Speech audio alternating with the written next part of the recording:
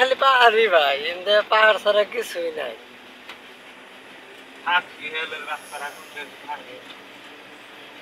আপনার একদিন আহন জানি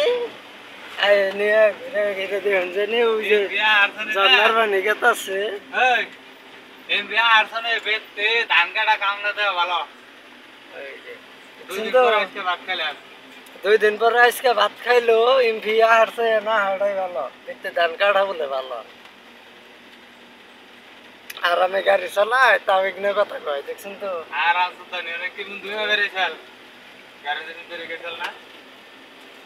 জিমে তো বাইরে বই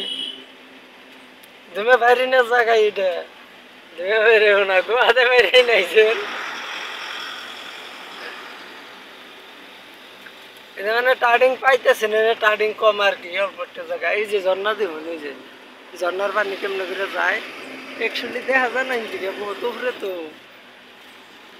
মোবাইলের উপরে বুঝন যায় না তাই না 60 কিলোমিটার খালি উপর মিহি উঠলাম আর 100 কিলোমিটার তল মিহি জানা যায়